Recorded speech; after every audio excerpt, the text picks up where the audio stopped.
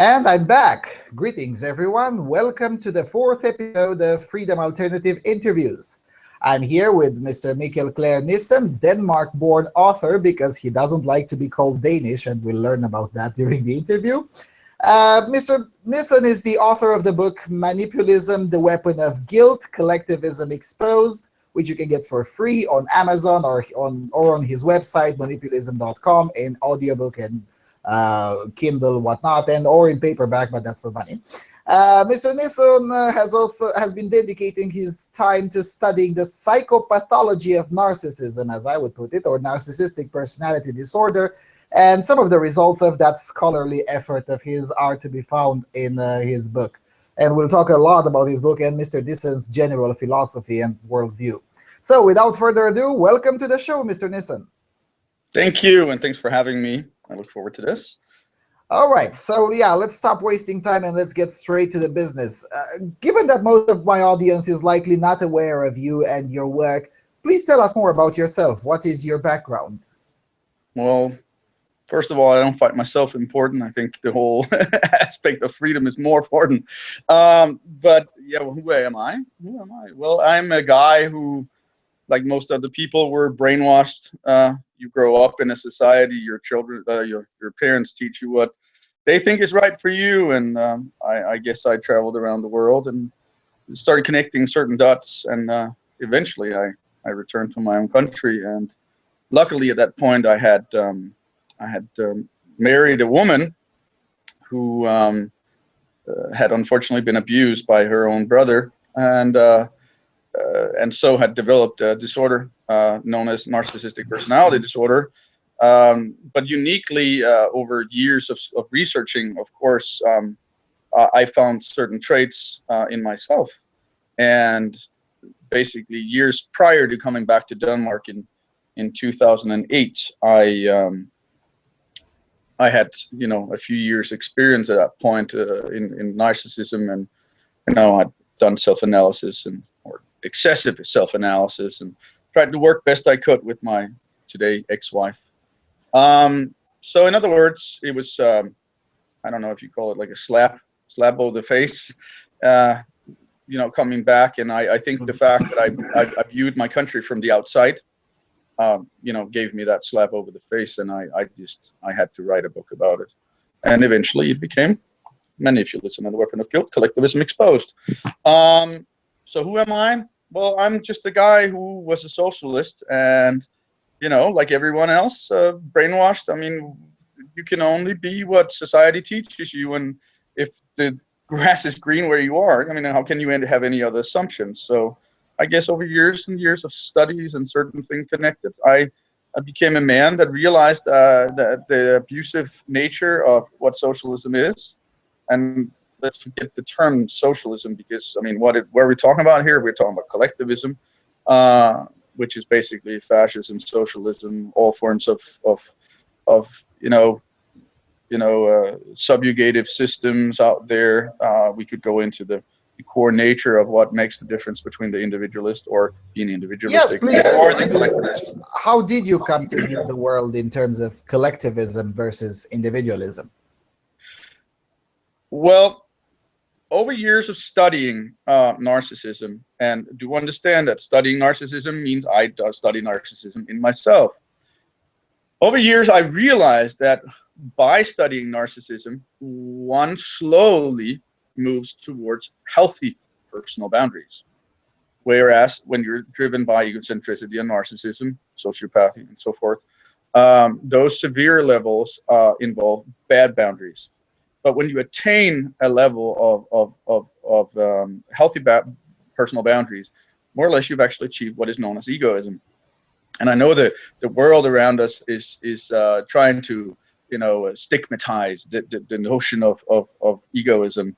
And the reason why they're doing so is because egoism is dangerous, because the egoist is not codependent, and therefore they cannot be controlled, they cannot be bought, and so forth. But very few people in the world have attained that level. I would actually, suggest that people can attain a level which is known as pure egoism. But someone like you and I, who are, have been subject to the ambient abuse of far left, fascist, socialist regimes. You grew up in communism. I grew up in neo-communism. The only difference is you were subject to your totalitarian regime was created by a fascist military takeover. Mine was a slow 150-year period of brainwashing people into the exact same result. So the only major difference is to understand, what is the difference between collectivism and individualism? Well, it is the matter of bad boundaries versus healthy personal boundaries. And we had a very short talk earlier today, you and I, where we talked about what's the difference. I usually tell people, well, either you're collectivist or you're an individualist, or you can be individualistic when you're far right, but there's still a huge difference. And the gap between the two can be defined by a simple question, which is, do you think that it's okay for the government to place upon society or make a law that says that car companies have to put a seatbelt in the car?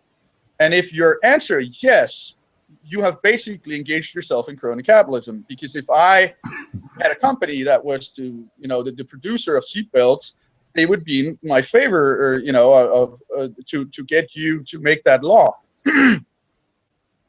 in order to force the car companies to buy my product.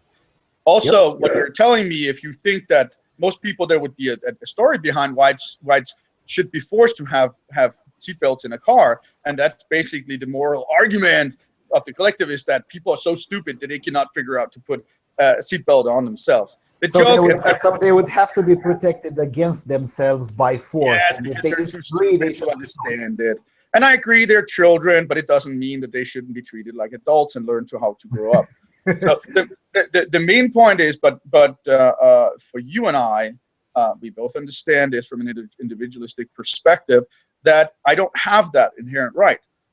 Why? Because I own my body. So what is individualism? It is the core of all moral, which is that all property rights derive from that the property is your body. Your body is your property, and that's where all moral derive from. I don't apply, what do you call it? I don't submit to any other form of law than common law. Which all derive from this aspect. Thou shalt not steal, thou shalt not kill, thou shalt not intrude on people's property, which is, again, my body. So it's very simple. I don't need no government to teach me here and there, whatever. I mean, I live a moral, outward philosophy, which is based on the fact that I would never drink and drive. I would never, put someone else's life in danger. Why? Not because I wouldn't drink and drive because I couldn't. Maybe I could. Maybe I couldn't. The main point is more that you live in moral perspective where you respect the safety of others, and that's why you don't drink and drive. Not because you care about you. Because who cares if I drive into a bush or a tree and kill myself? That's my body, and I own that, so I can do that if that fits me. But I don't have the right to intrude on someone else. So basically, this is a very, very short insight into what a real individualist, thinks like, and the core of individualism. Yes, I am currently, and I've been working 6 years on a philosophy known as the philosophy of individualism, which is going to be published sometime before 2000. You don't just write a philosophy like that quick. It takes a long time. And yes, I will publish this philosophy in the future. So that's kind of me. We get that moment. Oh, that's a very bizarre noise. Anyway, let's get to your book, the one that is currently available. And throughout your book, and I have read your book, unlike you told me before we went live that some of the people who have interviewed you haven't read your work. That is unfortunate. No, I have read your book, and throughout it there is this underlying theme that keeps on hitting on the reader, namely that leftism, collectivism, whatnot, is essentially a mental disorder. And now I happen to actually believe as well that the social justice warriors and generally left-wing activists are indeed disordered people in some way, shape, or form. But in your book, you go one step further and you bring a damning indictment, dare I say, of the entire Danish society as being a collective human organism, which is a term you mentioned multiple times in your book. Do you really believe that the entirety of the Danish society is essentially a collection of brainwashed, narcissistic fools? And if so, why? Oh my God, that's a, yeah. Yes, I do. That would be the answer. I do, and I have proven it. I don't believe in just making a statement. I think that when someone opens their mouth, they should be able to back up their views. And why do I have that opinion? Because otherwise I'd be arrogant. I don't believe in arrogance, as in the fact that you just open your mouth. I mean, this is one of the things I became subject to in Denmark, that Americans are stupid and arrogant. They only think about themselves, all this stuff. And I'm like, oh, okay, so you have that opinion. Well, you're entitled to that opinion. How many times have you been to America? And they go, because why they have an opinion based on what society wants them to think. Okay, and the problem, I'm mean enough to say this, the problem with the far left wingers, that they don't think. They don't think. Their emotions think for them. Okay, the joke about this, and I can go further with my meanness. When you've spoken to 3 Danish people, you've spoken to them all. All variations. Spoken to them all. You even lived in Norway, so I know you get what I'm saying. When you first, I showed a guy a meme the other day that criticized me on my wall, on my personal fan page. He criticized me, a Danish person, and I don't waste my time on them. They're just, I mean, I might make a little note or whatever, but that's it. But he threw a lot of stuff at me, and I basically posted one of my memes where I asked the question: in case I was walking down the street and I had $1,000 in my pocket, I'm walking home from work, would you be willing to put a gun or hold me at gunpoint, or you know, stick a knife in my face in order to rob me of 20%, 80% of my money? No, you wouldn't. Why? Because that is not a moral that society has decided is okay. But no, if I evade and make the illusion that I'm not a bad sociopathic character that robbed you at gunpoint, I can make that illusion up by basically placing upon the government to do so for me. And then I have sort of legalized my sociopathic behaviors, which is to rob you at gunpoint and tell you and dictate your life and so forth. And these people don't have a clue about the core nature of such a society. We all know society is an illusion. The illusion in itself can be verified, and I also verify that illusion in my book with the mere fact that if you oppose anything that society thinks, then the first thing that will happen is that they say, if you're not happy, then you can move. Well, okay, so basically I'm welcome for as long as I don't have a different opinion than society. Why? Because society breaks, or the organism, as I explained earlier. Of course, the reverse psychological approach with this arrogant projection would be, well, if you're not satisfied, well, why don't you move? There's always the question mark at the end of a reverse psychological phrase. And those are the most, you know, conning versions of it.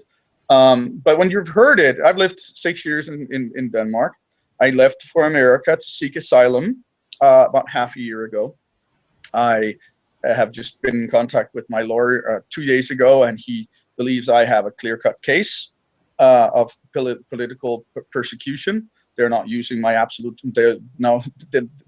They've gone to the last resort, which is using my own children against me. I don't have contact with my own children anymore because I am in a society. And that's exactly, again, one of the most important things to put forth, that in collectivism, things are always inverted. Reality becomes inverted entirely. The entire moral scale of values becomes upside down. Not allowing yourself to be robbed by 70 or 80% of your income suddenly becomes stealing from society for some reason. Yeah, if you don't agree, it's exactly, yeah. Yeah. So if they think, if you think that you have the right to keep your money, you are the thief. Yes, and or for instance, in Sweden, I don't know if it's the case in Denmark as well, but in Sweden there is, newspaper shaming of people who take the ferry, go to Estonia to buy cheaper vodka because Estonia doesn't overly tax their alcohol, and as you probably know, in Sweden there's a lot of drinking going on. And somehow those people are the bad people because they're using the tools that the free market allows them, and buy cheaper products. Uh, and somehow those people are bad, and not the government that makes the product so expensive because they want so. So in collectivism, always these kinds of things are inverted. Same here, back in the days of communism. The people who had the perfect file used to be the most promoted ones, because as opposed to the rest of us plebs, they weren't stealing from society back in the days. That would be before communism. If you had a grandparent that had a factory, you had no chance of going to the university because you were of an unhealthy origin. So that's what always seems to happen in collectivism. The entire moral scale gets inverted. What's bad becomes good, and what's good becomes bad. Yes. But that's the core of narcissism. So when we talk these elements, it is to understand how narcissists work. Narcissists invert reality. I think we might best get back on point. You asked me the question, do I believe that all people in Denmark are driven by pathological narcissism? Indeed, I do. I also believe that most people in Denmark are driven by severe pathological narcissism. When we talk about psychiatry and the disorder known as narcissistic personality disorder, let me make one thing clear. I don't like psychiatry, okay? I use psychiatry in my book, I do. But I'm using psychiatry in my book only for the purpose of proving that the left has infiltrated the field of psychiatry in order to try to remove narcissism. Denmark barely teaches narcissism in school anymore. Why? Or if they ever did, I don't even know. But the main point is they don't. Why? Because it would expose the whole core element of a philosophy which is built on envy, entitlement, exploitation of others. Yeah, and with those elements, you already have the really high level. If you criticize a Dane, which is the arrogant trait of hypersensitivity to criticism, which is an arrogant trait. Without these, those are already four elements, but these don't exist without grandiosity and self-importance. So in psychiatry, the suggested element of a diagnosis of NPD, narcissistic personality disorder, is founded on that you must identify 5 traits that are continuous, in other words, pathological. But the joke about it is, over 15 years of researching, and do understand, folks out there, I've worked with psychology close to 15 years, but I only work with psychopathology, specializing in narcissistic personality or narcissism, severe pathological narcissism. That's what I do. For example, my ex-wife might be borderline. Those 2 disorders are very similar, but I don't specialize in borderline. I know little things here and there about bipolar disorder and all the other, and borderline, whatever other cluster B disorders are out there. And cluster B is to do with the whole ICD, which is the International Classification and Diagnosis of diagnostical what do you call it? DSM. International. Oh, I hate these abbreviations. You also have the DSM, which is the Diagnostical Statistical Manual of Disorders in America, which is the last. So they already more or less removed narcissistic personality disorder from Europe, the European, diagnosis system. The European Psychological Agency, it does make a good better case. Than me. I've studied this particular agency because I needed to look into how they were making the case for drugging children, and they try to do that. ADHD, my butt, man. It's a hoax. Yep. Whatever. ADHD is invented by a socialist psychiatrist up in Sweden. I usually joke about it. I said, well, the man was walking down the street one day and he saw someone walking faster than him. And eventually he said, oh my God, I got to make myself, that must be a disorder. Let's call it ADHD. Yeah, that's pretty much the case.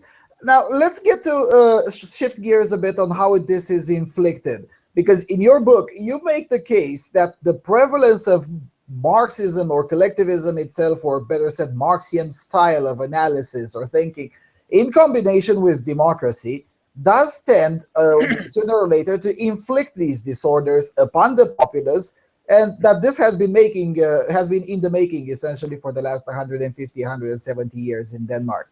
And if that's the case, is there, in your view, a way to cure or reverse this process?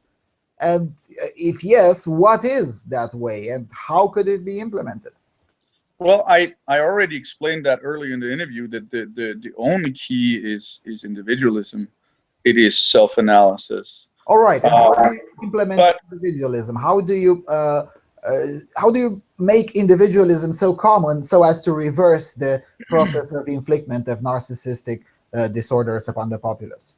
I'd be arrogant if I told you I knew how. All I can tell you is I, just like with all my other work, you can download my book, read it. I don't care about making money. I care about influencing people and others to stop what we're doing in this world, which is keeping on making collectivist societies that, you know, don't like the other guy across the street or whatever it is. You know, oh, you're a bad Dane, or you're bad Swede, so I got to kill you, or you might be Muslim and I'm Christian and I'm going to kill you, or whatever it is going on out there. I don't believe in that sort of thing. So, I mean, it is about, you know, trying to change and, you know, not repeating what it is humanity's been keep on doing, which is collectivism. I will publish The Philosophy of Individualism at some point, and a lot of people will agree, and a lot of people will not agree. And things, you know, just like Karl Marx, when he published the Communist Manifesto in 1848, things traveled and things moved, and so will individualism. It's very logical. I don't write anything that the rational mind will not be able to use. Individualism is built on a philosophy, sort of like a Buddhist kind of aspect of oneness, you know, uniting all humanity. And it's not that easy. It's said. It's easier than said. No, it's easier said than done. Sorry, I got to change that. But it is a matter of starting to look at other people simply as people, and not as you as a Romanian, or you as a rich guy, or you as a whatever, but you're looking at people as what they are, just you. And you might be a nice guy, or you might be an asshole. I don't know. Well, I do know. But well, I am a professional asshole, if you're to listen to the collectivists out there. So essentially, your approach is one of a peer-to-peer, slow information, and, you know, gradually reaching to a higher or better level of understanding. That's essentially. Well, I mean, I can tell you already now that I do have a dream about relinquishing my citizenship at some point in my life. And I do have a dream about creating a sort of individualist society, not society, so I go wrong with that one every single time, an individualistic culture on the side of society. I don't believe in imposing my will upon others, but I do believe I have the right not to participate in what they want. Mm-hmm. Therefore, you know, over time, with more people, you know, understand these things, simply back out. The only way you can get your freedom is simply not to participate. They can't make, you can bring the horse to the water, but you can't make it drink. And that's the core of it all. Don't let them, you know, if you don't want to participate, they will make you sound like the bad guy, as we just argued just a little earlier, so forth. No, I do have a remedy for the queries we have in society, but it doesn't mean things will just happen over a day. That humanity has been fostered in a sense where we're brought up, you know, we're brought up with laws, rules, and regulations that our parents create first, and then suddenly we get a new big mother that drives our butt, okay, and dictates our life and tells us what to think and how to shit and eat whatever. And you cannot just give people freedom who has never taken upon themselves the responsibility as an adult, because they're still children. Only children need laws, okay? And as soon as they've gained and proven their responsible action, that they're responsible, you give them their freedom. And they're supposed to be going from the age of 18, where they're like, no, now you're supposed to be authoritative. You're supposed to be an adult. People are not. They're given the illusion that they're now adults. They're not. They're not adults. Only children need laws. You only need the core law, which is that you own your body, and when you respect that of all others, we won't have the problems we have today. It doesn't mean you won't have a bad apple, but the main point is that the illusion that is created in society is pathological by nature. And yes, I'm writing a philosophy. I'm hoping that it will that humanity will disseminate this philosophy quicker than it might happen. I don't know. The main point is all you can do in life is just sit back and realize that freedom has more or less never even existed. So for very short periods, you might have more freedom or less of freedom. But freedom as individualism is doesn't really exist. And until humanity really understands that the core nature of all problems in society, the core nature of humanity is our emotions, that people have not learned to battle their own ego, that's the core of all of it. That humanity is inventing these illusions of being selfless and altruistic socialists. The curious thing about it is that if you have the need to tell other people how good you are and selfless you are, how selfless are you really? Yeah. So the joke about these things is to go behind the words. What really taught me a lot in the older days when I started researching these things was to look into the philosophy of existentialism, which was to go behind everything. So when Trump wants to create a wall in America, everyone says, "Yoo-hoo, let's keep the Mexicans out." And I say, okay, well, sure, but it might also keep the Americans in. So the point is to always ask all the questions to everything that you're told, rather than just looking at what's right in front of you. But you cannot attain a level as such unless you have conquered your own eccentricity. If you are still driven by egocentrism, in other words, the diminished ability to empathize and look outward, really, if you don't, then you will, everything that you do in life, everything that you relate to will always be related to from your own ego. Only when you've conquered your own egocentricity can you simply look at things from the outside perspective and in, which is absolutely the opposite way around. But only can that be done by going in. That's why I would recommend to anyone, go out, read my book, go in, start working with the 9 narcissistic tendencies, start identifying them in yourself. That is the key to a better world, because if you can remove them, then eventually you will reach a higher level. It will be a hurtful thing, a hurtful journey, because not only is it hard to identify oneself with the bad part about yourself, but on top, you also become deeply empathetic. And when you become deeply empathetic, you also become very emotional. You're easily coerced. It doesn't mean you can be controlled. You can't, because eventually you will reach a level where you are not codependent anymore, which is something people really, really loathe. Because, I mean, as we talked about a little earlier, outside of this interview, we talked about how the fact is that most people will walk past a guy who's homeless, and of course, anyone who has feelings would. There's a sadness to see someone out there who has never really attained a greater lifestyle, so forth.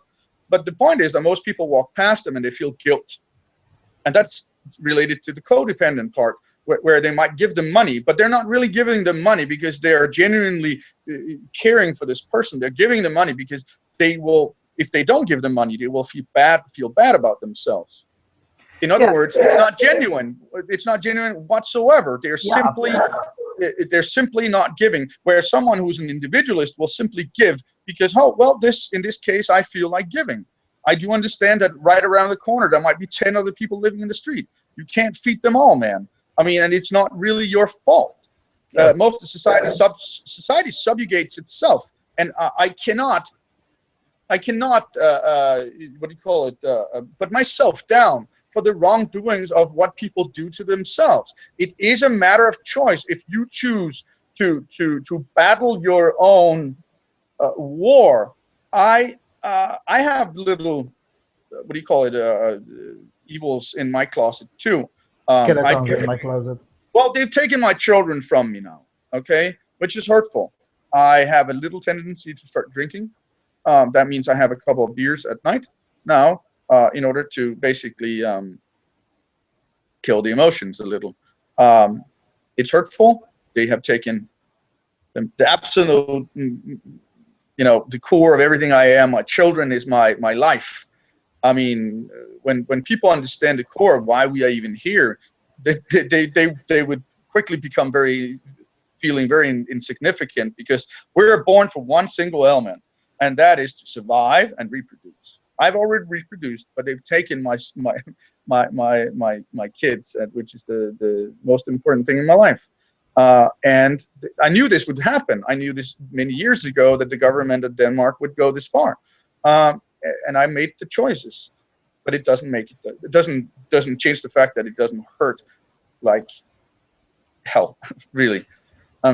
Yeah, let's get back to this, but not to Mother Denmark, as you call it in your book, to the government of Denmark. We'll get to Mother Denmark soon. But until then, let's stick on this, how it manifests in society in general, this narcissistic tendency. I've always been saying that socialism is essentially the doctrine of envy. And in your book, you bring several these kinds of everyday stories in Denmark. And, I can relate to some of them, even though I've only been to Denmark just a couple of times and stayed for a very short while. And in one of these stories, you say, quoting someone else, that, and this is from your book, Danes will run a key over the finish of your brand new Mercedes just to state their dissatisfaction with your unequal social status. End of quote. Now, how common is this? And how far or how deep does this societal envy goes in Denmark? Oh, envy is deeply pathological. Everything that you hear that comes out of the mouth of a Dane is usually envy. And to understand, again, when we talk envy, we're talking about a narcissistic trait, which relates to a child which is about 6 years old. Oh my God, Daddy got a bigger piece of cake than me. Okay, and to understand, folks out there, there's a huge difference between jealousy and envy. Okay, envy relates to you having more than me, whereas we can all be a little bit jealous. Let's say I have a beautiful girlfriend and she wants to go out with her friends. A little bit of insecurity might make you feel that she might do something that she shouldn't, which is always so. In other words, envy is a two-way system. In other words, it's a two-part thing, where jealousy is different because it's a three-way thing. You will find this in I have a dog, and I have a little dog and a big dog, and and the big dog always she can never give a little bit of time to allow me to talk to the other dog. There's always this jealousy between them, which is kind of, so you find these primitive behaviors in all of beings around the world that have intelligence, any form of intelligence. So it's common, but the main point, and again, as I mentioned earlier, is to start working and understand that these are primitive behaviors, and that we can conquer them. We can transcend those behaviors if we want to, but it's a matter of making that choice and that war, and realizing that you can get to way higher levels, which will give you a nature of true freedom. Because freedom is not something someone gives you. Freedom is something that you give others. Because the second that you basically give other people the right to be right and wrong, regardless how right or wrong they are, and don't have the need to convince them otherwise, just let them find their way themselves, that's the moment you have given yourself that freedom, because you gave them first. But it's that's the philosophy part. But your question, I will answer your question. What you're subject to here is that the core of envy, which is that someone has more, which leads to the fact that someone will start asking governments to provide entitlements. When government starts providing those entitlements, people become codependent. It starts a very evil cycle where those at the bottom of society were already usually driven by inferiority complexes, they will start subjugating everyone around them in order to attain and achieve those entitlements. What happens when you look at society is that then at the bottom of society, this subjugation, emotional terrorism, also known as envy and abuse or malignant narcissism, will start, appearing in society, and it will subjugate society. But the people that subjugate others will eventually become subjugated even more themselves, because it creates this evil circle. That means from the bottom and upward, you now have more and more subjugation, and eventually the esteem that you meet in society is more or less gone, and you're now looking at severe malignancy of society. In other words, psychopathic narcissism that predominantly run society, because everything is subjugating itself, and those at the bottom become mentally ill, driven by a narcissistic personality disorder, which creates more narcissism. Narcissism is an epidemic that continue. If it created schizophrenia, it would be different, because it's not like every single person in the world, just because they're schizophrenic and walk around believing in funny things, would make someone else ill. But no, narcissism is ambient abuse. It's always about subjugating others, and thus, when you are being subjugated, subject to ambient abuse, it causes narcissism. And automatically, what you meet on the far right wing, for example, in the anarchists and the libertarians, mostly in the anarchists, you might meet arrogance, which is what I refer to as the Iron Curtain. People who defend themselves against these intrusions. So they're fair. Understand that when you meet a far right winger, they might be arrogant, but it's only a fair. It's only a normal defense, because they're being intruded upon by the farther left. Or the farther left, depending on where you are in the form of society that you are subject to. Yeah, so basically, it's a subjugation process that keeps itself running. And when it's first begun, it's more or less impossible to stop it again, unless you get to a level such as Greece, where everything falls apart and there are nothing more to get. Denmark will be through this too, Sweden, Norway, and all the rest of the country. What these people forget is that they're completely enabled. The societies of all these democratic socialist societies are enabled by the economy in America, and they're enabled by the fact that the American military is basically the stabilizer of all of the Western world around the world. But it doesn't mean I agree with what America is doing war-wise. It's not the point. The point is still that the evil that America does is actually less than what we would be subject to if they were not there. So yeah, a good asshole occasionally, like you said yourself. Yeah, I think you did hit the nail in the head when you said that there's a difference between jealousy and envy. Because, for instance, if I see, now I don't care about cars at all, but I do care about computers. And if I see someone else has been able to buy a 5,000 euros computer, my first instinct is, wow, I want that thing as well for myself. My second instinct is, how can I do it in such a way to achieve the level of wealth necessary so I can have that as well? Whereas in envy is, I want to take that from that person because I think it's I'm entitled to it, or I want to destroy because if I can't have it, that person shouldn't have either. So that's the difference, in my opinion, between envy and jealousy. Jealousy works as an incentive, whereas envy works as a destructive force. You're both right and wrong, because you have described yourself as someone who is what is known as benign envious. Okay, it's not that it's not envy. It's just that you use your envy constructively. See, the point is, from pathological envy versus benign envy or positive envy, is that what you described is, I usually tell people the story about the guy. I see the guy across the street who has a Ferrari. I don't really care if he's got the Ferrari itself. What I look at is the fact that he has attained something that is greater than me, and I would want to run over there and ask him if he could teach me how he attained something which was better than I, because I would want to attain the same level.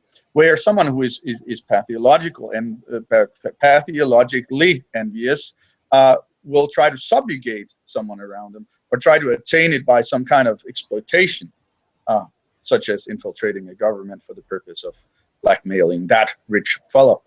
You know what I mean? So Yeah. we could go as far as this. They always get they get free computers in schools now. Yeah. Which is crony capitalism, because why? The school system would have to, make some form of the, I don't know, contract with a major corporation such as I don't know, iPhone or whatever, and they don't have the right that it's not a corporation. I mean, well, government is a corporation, but it's just not a corporation that makes money legally. It makes it only by stealing. It's a syndicate of a very sick people that it somehow believe themselves to have a I don't know if they're, well, I would assume, having diagnosed most of them with severe pathological narcissism, that they believe that they're gods and that they have unique qualifications in order to dictate your life. I mean, I always find it funny how people believe that 177 people in a government in Denmark has the right to dictate 5.6 million people's lives. It makes absolutely no sense. They believe themselves to have the right to have guns. So the government, the people out there should trust the government with guns, but the government cannot trust you with guns. Everything the whole society in itself is an illusion from A to Z. All right, let's get to this portion of controlling, and particularly on controlling the economy. This is quite of a longish question, but still, in your book, you talk about the large grip that the government has on the economy, on the Danish economy. And in your book, and this is a direct quote from your book, many are dependent on public housing. Getting into a government apartment project generally takes under 5 years in rural areas, yet placement can take up to 25 years in the denser populated cities. The state even owns television and radio stations, corner stores, and hotels, controversially caused by governmental favoritism. These hotels are also the 2 tallest buildings in the country.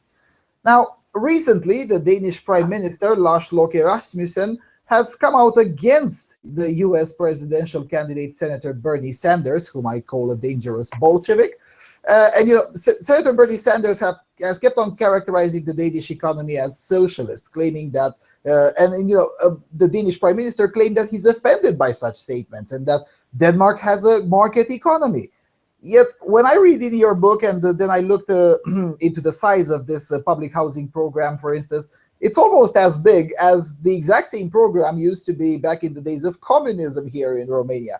So, is Denmark economy socialist or not? And if it is, to what extent does this go? The Danish economy is an entirely planned economy, which is Marxist. Yes.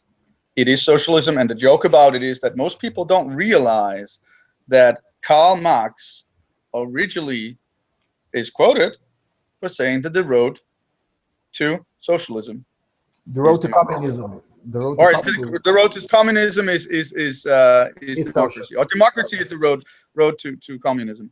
So Denmark is real socialism. One could say that what you've been subject to is the real military fascist socialism. The people that just wanted it right now and did use the military power.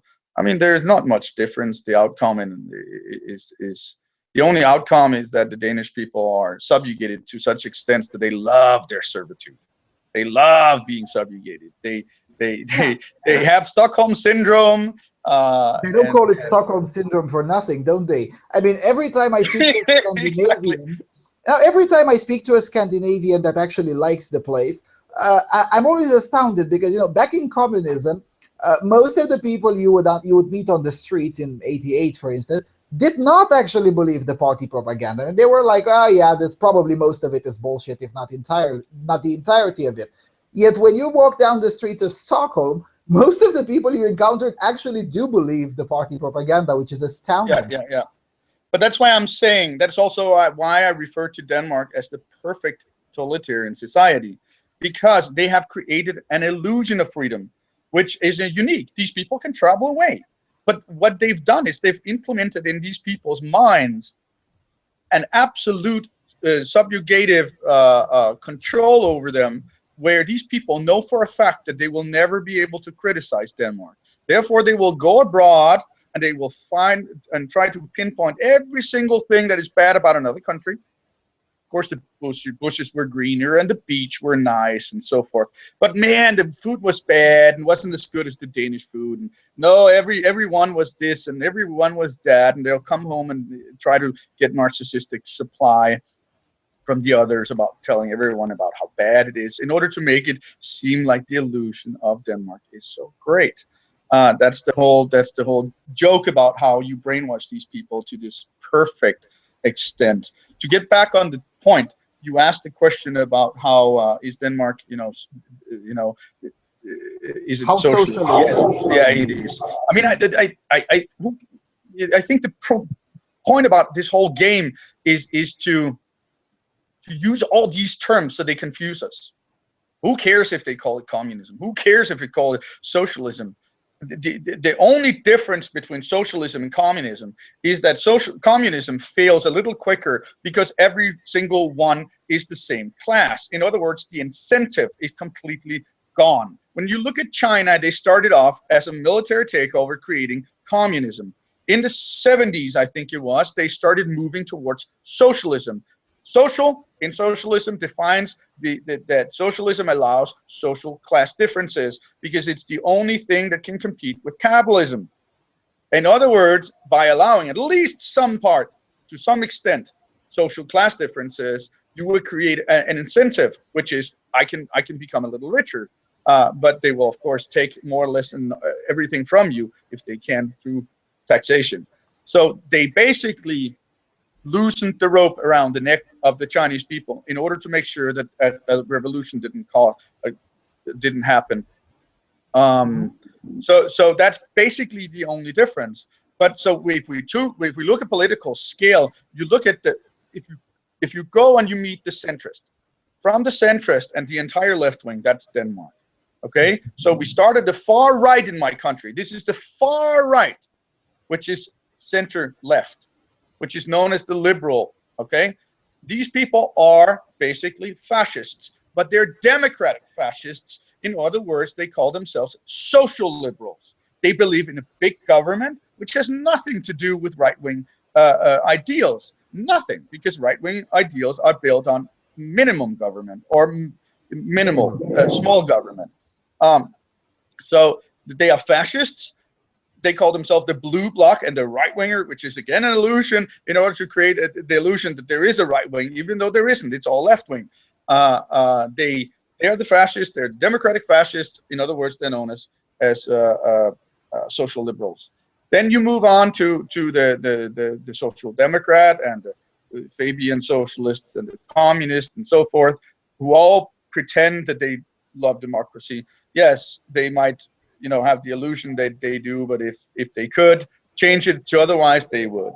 But the main point about the only difference between these two groups of people is that the blue bloc or the right-wing left winger believes in more open-minded, more open market, yeah.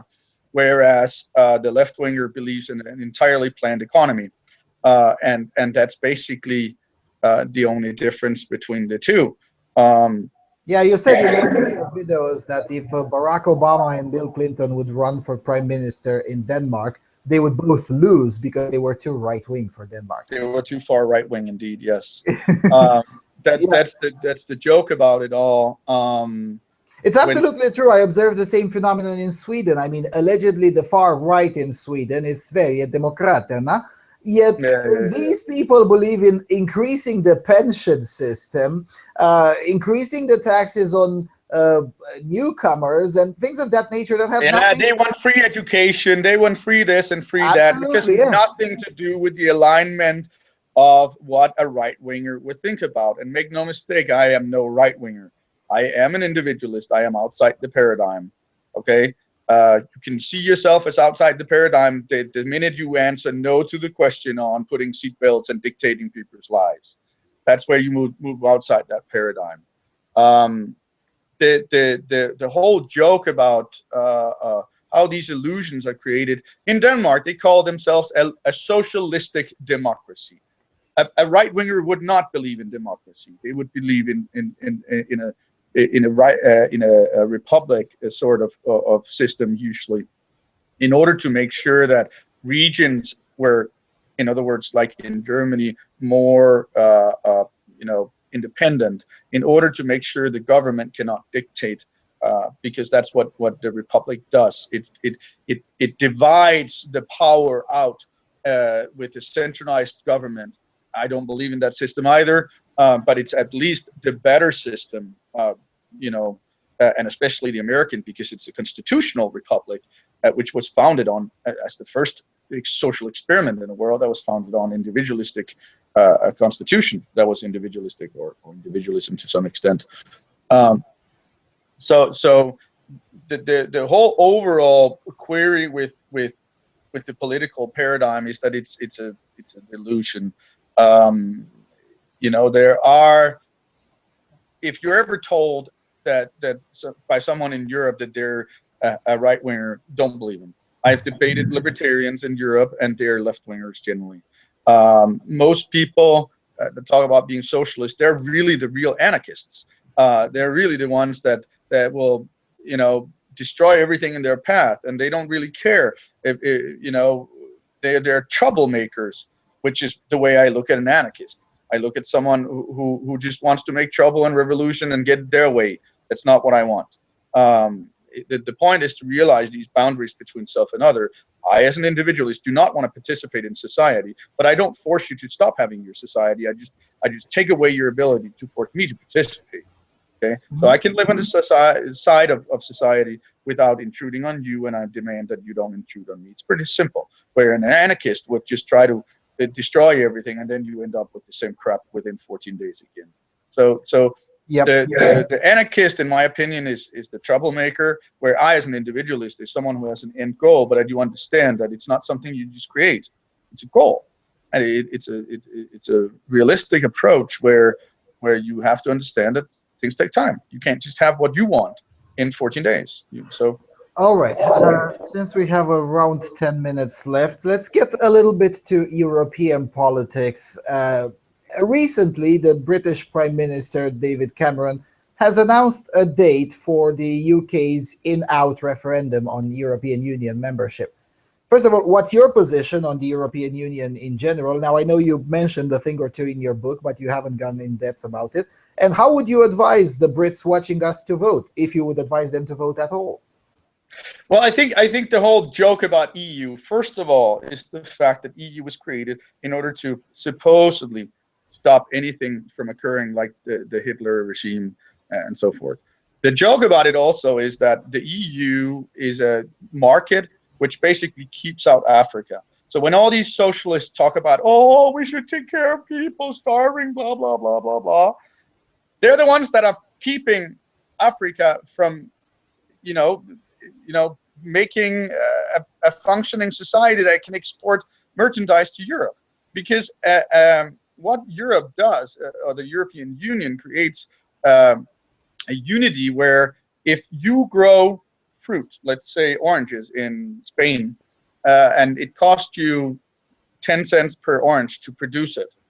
If an African can produce the same orange for 1 cent in Morocco or somewhere else in Africa further down, if they can do so, then EU would give you 10 cents. So you could basically, I should have given it a little more money so I could have, but the main point is that they make sure that the European can compete always with the African, and that's the whole thing. That's the whole scheme about Europe, to keep out Africa, so Africa cannot build itself. Which basically means that Europeans, as happy as they are about their altruistic and their selfless crap that they try to promote, are destroying and basically making sure that Africa is being kept down. Not allowing the only thing that could lift Africa, which is capitalism and free trade. Absolutely, free trade. I am a free market capitalist. I believe in free market.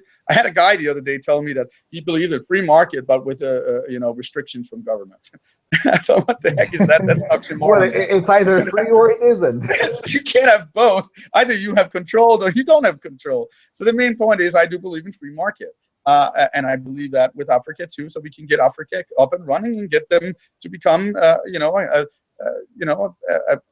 growing capitalist system where people can live a good, life and have food on the table. The joke is that, again, the joke. Everything in these collectivist mindsets, when they're subject to narcissism, is inverted. They're inverted. I am. To some extent, it would be for my benefit that EU continues to be EU, because if I relinquish my citizenship and become a sovereign citizen, I would be able to travel around Europe without a passport. And I don't have a passport. You cannot have credentials. You don't have ID and whatever if you become a sovereign citizen. So there would be an advantage if it continued to be EU the way it is. But I mean, when the American economy soon in the future hyper deflates, then I see Europe failing again. We might be subject to a lot of trouble once more, especially when the Danes, the little children over in Denmark, cannot be fed by Big Mother anymore, and when and so forth. It's an evil circle humanity keeps on doing, because humanity has never understood that the boundaries between self and others are the key to a good future. Yeah, there was that thing of Murphy's Law. If there is one thing that people learn from history, is that people never learn from history. Now, it's amazing how stupid humanity really is, and I'm saying that as someone who was one of those people. I mean, we're all. I'm telling people that it's hard to step out of that evil circle. It is. It takes a long power. Freedom is the hard choice. Is the hard path. It is the hard choice, because you lose everything. I've lost my entire family. I've now lost my children. I've lost my entire identity, which is, of course, I was a Dane. I don't want to be called a Dane anymore. I totally whatever. All right, let's get to the last one, I think, because we don't have time to go through all of them. As I'm sure you know, because you're probably following the news, there is this so-called refugee crisis going on in Europe. And Denmark, in particular, has acted rather differently than its cultural sister, Sweden, or than Germany and other European countries. Denmark, in particular, has had a different approach. Mother Denmark, as you refer to the Danish government throughout your book, Mother Denmark has sent out leaflets into the Arab world telling them that they're not welcomed.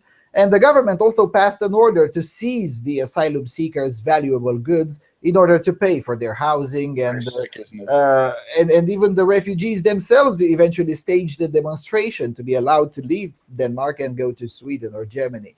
Why do you think these things happen? Why do you think Denmark has taken such a radically different position than Sweden or than Germany, for that matter? Because Marxism leads to what you met in Hitler and this sort of thing.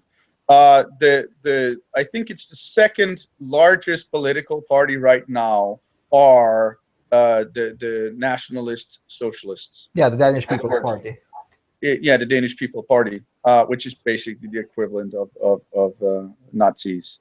Yeah, they just have a different form of hate and so forth. And I do understand certain elements of people want to create their national thing and nationalist thing and whatever. But the overall core of the problem is the fact that Denmark and these supposed welfare society, even though there is no welfare, in the fact that they are abusing my right not to participate. You can't find welfare in that, can you?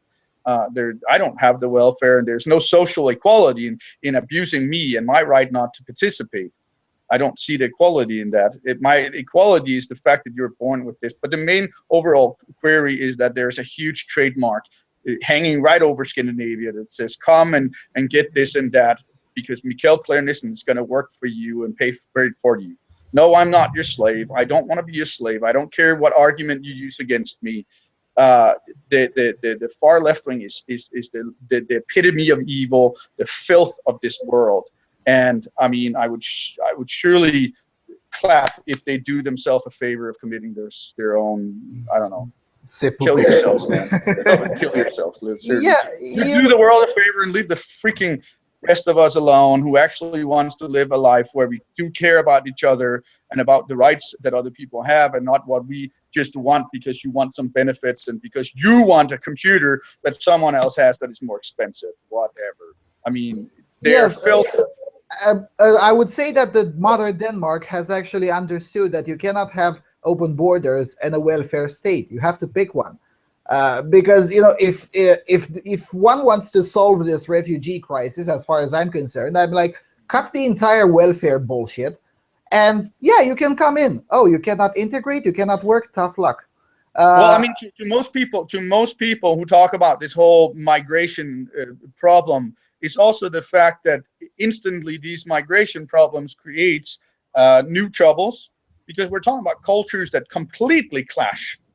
You cannot put a brainwashed Muslim in a freer kind of world with the Western world, and then expect that there won't be troubles. And when they start bombing you and create terrorist attacks and all this stuff, we will lose our freedoms, because they're creating more and more laws, and it becomes more and more totalitarian. And eventually you will have Denmark too try to do some form of fascist takeover or whatever, control the people. I mean, this is always the end result. I mean, if I'm to say anything from the last perspective, it is to get people to start waking up to that everything in the world has to do with emotions. If you read my book, you will be able to understand the core of all the problems, which is, and when you read my work, and if you're good enough and research what I do well enough, you will actually be able to just by observing narcissistic tendencies, without even debating politics, you will be able to diagnose where someone votes. That's exactly where it is, because certain elements come along with a philosophy. I've said that one of the biggest problems in psychiatry and diagnosis and so forth, and when psychologists diagnose people, is that anyone in this world can appear like a normal person in society and be a well-functioning, going to work and do the normal things in life. But if you criticize someone's philosophy, you will see the true face of pathological narcissism that they're driven by, because it is when you hit the philosophy of people that you see the true face of where people are emotionally. And I can tell you this, that the highest character structure you will ever attain is to reach a level of egoism. I know they will try to explain or brainwash us into other. Yeah, I know, of course. It's because they're ultra egoist. I mean, the joke about it is that I'm an egoist, and I am indeed selfish. I might help you if I want to, I might not. It's a moral choice I make depending on the situation and circumstances. But the left-winger or the collectivist in general is so selfish, so much so that what they want, their needs and wants and whatsoever, also involves others. In other words, they exploit people, they go for a drive and drink drive and don't care about your safety, or they infiltrate a government and abuse your absolute core rights, which is the fact that you have the right to property, and the core property of all is the core property of your body. My body's mine. You don't have the right to intrude, and neither do I have the right to intrude on yours. So, all right, so then we'll leave it like this because, yeah, we've already exceeded 1 hour. Come on, well, I won the bet. I covered 9 questions instead of 8. So you did. Okay, so to all the listeners out there, I told him out of 16 questions, he would not cover question 8. You said you covered 9. Okay, I guess I owe you a cup of coffee, but I was, man, was I close, was I not? All right. Yeah, thank you a lot for coming to my show. To everyone watching, whether you agree with most or anything Mikkel said, please do read this guy's book. It's a very, very interesting read. It's not really that long, although it is a hard read. It's not an easy read, but it's not too many pages. It's, because, you know, it is an interesting perspective as far as I'm concerned. Whether you believe that leftism is a mental disorder or not, there might actually be the case that it is, at least in some people, maybe not in all of them, but in some people it definitely is. Well, I mean, in my book, I do state that 100% of the population in Denmark suffer from pathological narcissism, whereas no less than 2/3, in other words, about 70% of the population do suffer from severe pathological narcissism. But the entire society is built on and founded on a syndicate, a sociopathic syndicate that has infiltrated the government for the purpose of blackmailing and controlling its own citizens.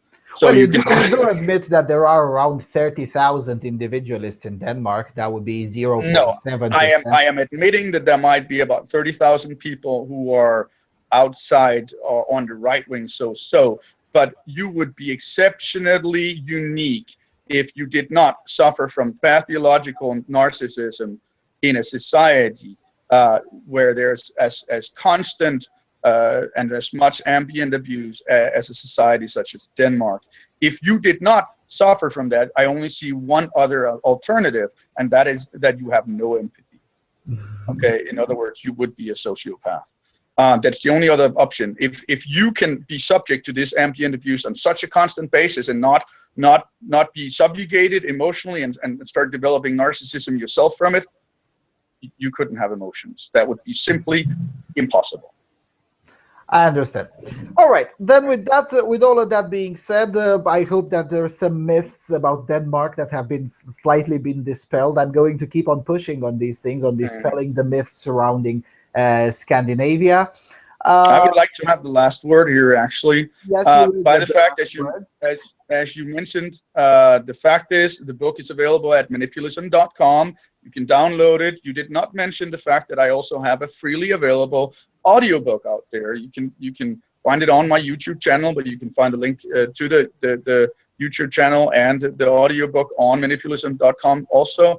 And currently, the book is also freely available, absolutely freely available on Kindle. So check out my work. I mean, there's a reason why I give my work away for free. Do choose freedom over what you want from others. Try to attain those healthy personal boundaries out there, folks who listen. Yeah, I mean, that's probably going to be my last remark. So, all right. Thank you for having me. Thank you a lot for coming. And with that being said, see you around on Freedom Alternative.